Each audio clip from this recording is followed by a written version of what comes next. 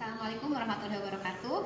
Salam sejahtera untuk kita semua. Semoga kita selalu berada dalam keadaan sehat walafiat. Amin ya. Untuk pertemuan ke-13, pertemuan terakhir untuk praktikum fisika, ini adalah materinya pengisian dan pengosongan pada kapasitor.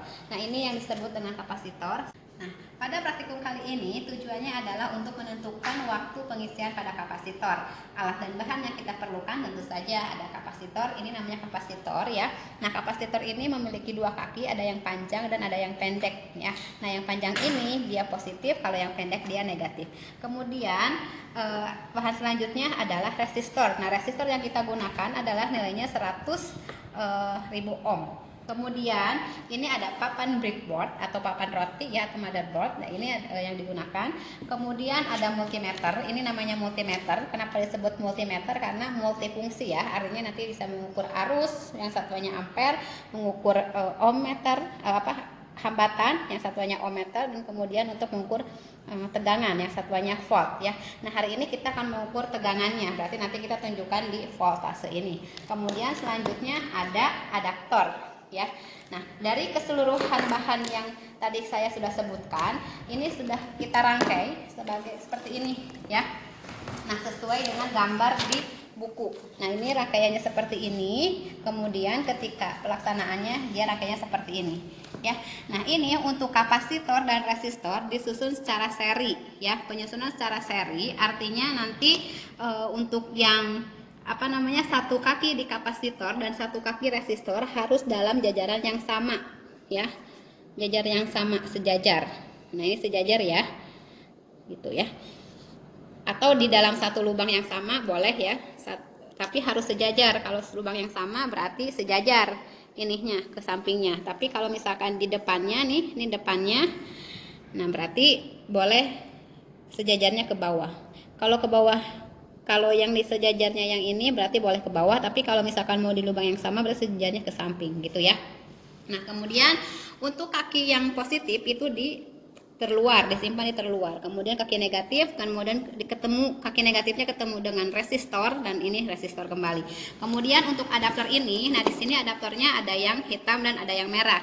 Nah, yang merah ini dia bernilai positif, yang hitam ini bernilai negatif. Kemudian untuk yang merah ini kita pasangkan di kaki kapasitor yang positif.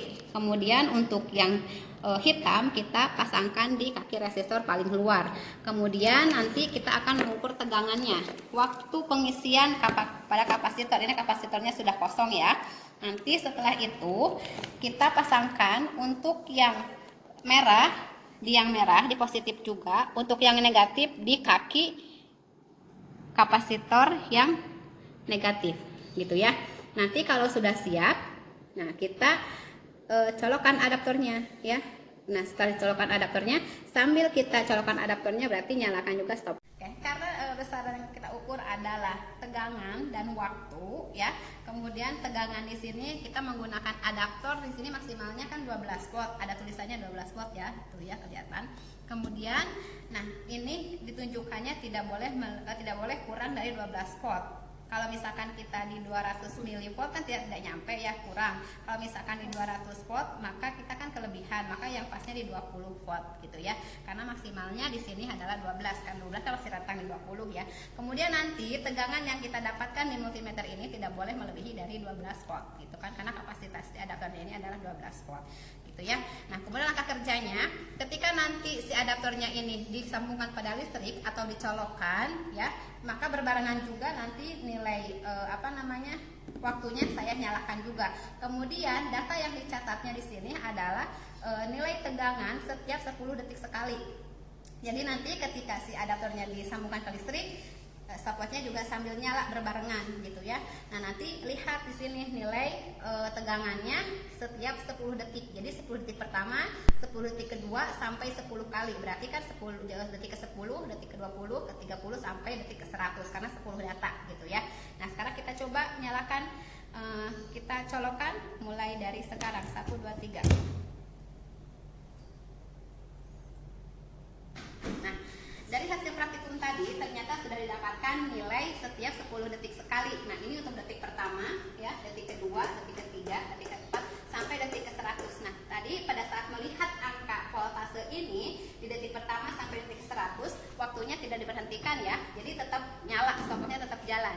Nah berarti kan harus ada yang sinkron, temennya yang melihat satunya lagi untuk melihat nilai tegangan setiap 10 detik sekali, seperti itu.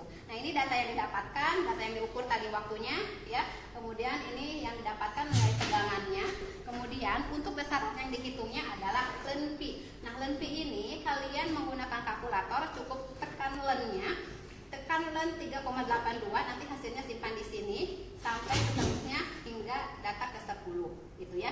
Nah tujuan praktikum hari ini untuk menentukan waktu pengisian kapasitor gitu. Kemudian untuk nilai kapasitor yang kita gunakan adalah 4700 mikrofarad, kemudian untuk hambatannya adalah 100 ohm. Oke, semoga paham untuk praktikum hari ini. Selesai sampai di sini. Semoga kita bermanfaat untuk praktikum hari ini. Wassalamualaikum.